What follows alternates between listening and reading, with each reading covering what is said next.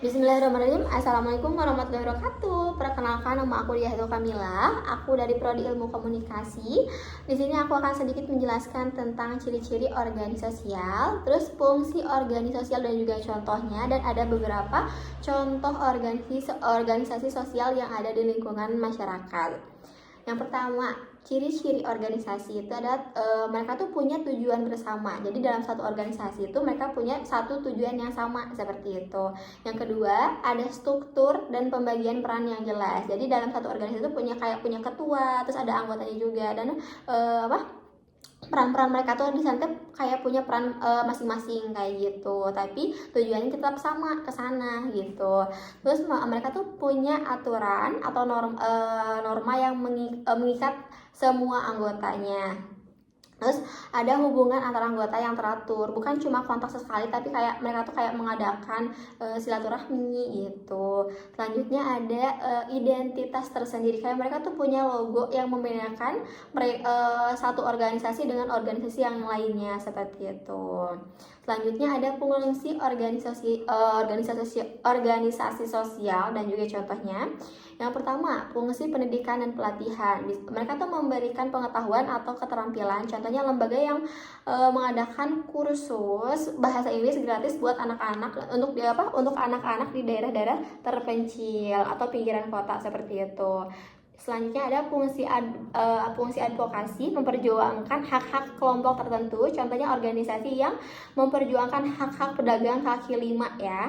Nah, selanjutnya ada fungsi pengembangan masyarakat.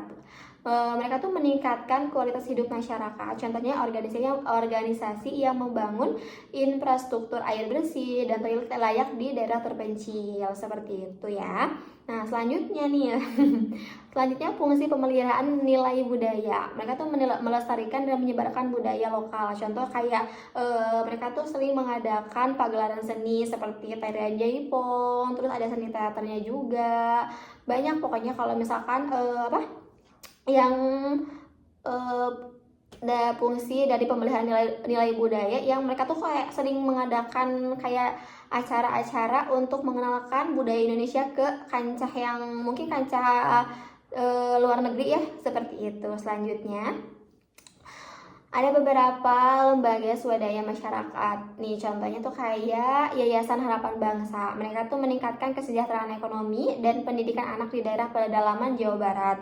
Kegiatan utama mereka adalah pelatihan usaha mikro seperti pembuatan kerajinan tangan dari bahan ramah lingkungan, program pembimbingan belajar gratis untuk anak-anak SD dan SMP yang kurang mampu. Selanjutnya juga ada aksi penanaman pohon, pengelolaan sampah di desa-desa sekitar. Terus mereka tuh berdiri pada tahun 2018 oleh sekelompok profesional muda yang peduli dengan kondisi daerah asal mereka. Sekarang mereka memiliki kurang lebih 40 anggota, terus seperti itu. Mereka juga bekerja sama dengan pemerintahan lokal serta beberapa perusahaan swasta. Nah, untuk contoh organisasi masyarakat, salah satu komunitas fotografi kreatif Bandung atau K-Foto, tujuan utama mereka tuh mengembangkan minat dan kemampuan fotografi serta mempererat tali silaturahmi antara pencinta fotografi. Kegiatan utama mereka tuh rutin mengadakan outing foto bersama ke berbagai lokasi menarik di Bandung dan juga sekitarnya. Mereka juga suka menggelar workshop fotografi dengan narasumber profesional.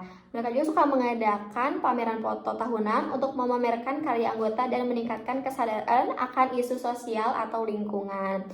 Nah, untuk jumlah mereka sekarang, mereka tuh kisaran 250 orang dari berbagai latar belakang, usia, dan pekerjaan yang memiliki minat yang sama pada bidang fotografi, seperti itu. Selanjutnya ada untuk contoh organisasi keagamaan, ada namanya itu Majelis Taklim Amanah Bersama. Kegiatan tujuan utama mereka tuh ada meningkatkan pemahaman agama dan memperkuat taklim persaudaraan antar umat beragama. Jadi bukan cuma sesama muslim atau sesama umat seagama aja, tapi antara umat beragama ya. Kegiatan utama mereka tuh kayak pengajian rutin setiap hari Rabu malam dan kajian kitab agama setiap hari Sabtu pagi. Nah, terus ada juga mereka tuh suka mengadakan program bakti sosial seperti pembagian sembako dan bantuan biaya pendidikan bagi keluarga kurang mampu. Mereka juga suka mengadakan dialog antara umat beragama, mengadakan dialog antara umat beragama bersama tuh di gereja, di vihara, di kuil juga, untuk mempererat tali hubungan atau silaturahmi antar umat beragama seperti itu. Untuk organisasi ini didirikan pada tahun 2005 di kawasan Cimahi, Bandung, dan sekarang mereka tuh mempunyai kurang lebih 200 anggota dan sering bekerja sama dengan berbagai lembaga sosial untuk kegiatan yang bermanfaat. Nah, terima kasih banyak untuk perhatiannya. Kita cukup sampai di sini. Dadah, wassalamualaikum warahmatullahi wabarakatuh.